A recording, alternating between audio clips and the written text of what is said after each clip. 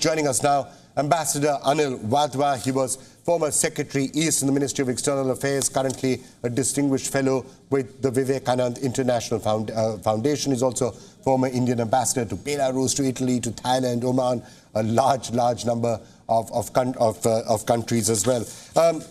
Ambassador Wadhwa, it's such a pleasure actually, speaking to you. Lots of diplomatic activities taking place. Everyone's attention is on G20. What do you make of this latest provocation from China? I mean, Xi Jinping might not be coming, and then they put out this map, which is, well, bizarre to say the least. So as far as the timing of releasing this map is concerned, the Chinese put out this map, what they call the standard map of Chinese territories, almost with regularity, almost every year or every 2 years. The regularity does not depend on the timing does not depend on what is happening around the world. And this time, again, it seems to be something similar. So as far as India is concerned, of course, it's disconcerting to note about what the Chinese have done once again, as far as the Arunachal Pradesh is concerned in particular. Aksai Chin also is a festering issue. But as far as the others are concerned, Taiwan, South China Sea, this time around, there's been much more of a reaction around the world.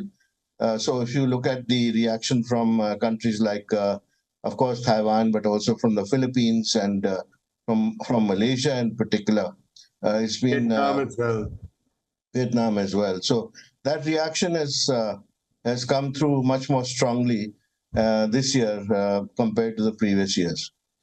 So, Ambassador Wadhwa, you're correct in saying that there's been a lot of pushback this time from many countries, including countries like Indonesia and others who've spoken out.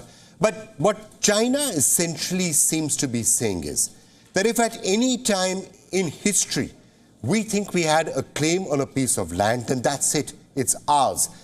Why is it ours? Because we are saying it is ours. That's what, for example, they've been doing with the 9-dashed line, saying, oh, there was some 1947 map. That's what they're doing with Arunachal Pradesh, with Tibet, on the basis of some notional sovereignty on Tibet itself, which actually, if you look at history, they didn't have through most of history. So all of these seem to be random stuff that they're putting out, and they seem to believe that because they believe they're the strongest power in this region, they can just impose their views on all of their neighbors. Would that be a fair way of summarizing what is actually happening here, what they're trying to do? I think it's a combination of that, plus the fact that the Chinese believe that their historical claims take precedence over whatever else has come later on.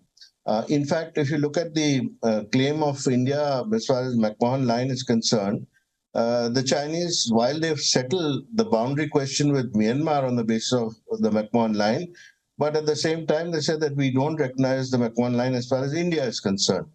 That's because it suits them to do so.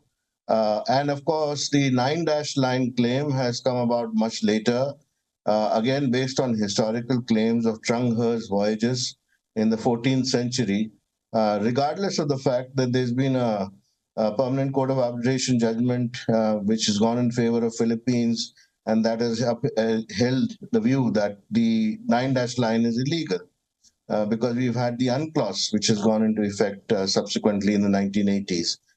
So the Chinese don't seem to care about what comes afterwards, but they keep hoping, and I think that's a way of conducting business by laying claims to territory and then hoping that they would gain something out of it when negotiations take place. Right, Ambassador Wadhwa, thank you so much for joining us, and let's all keep an eye on what's going to happen at the G20 next week. Thank you so much for being with us.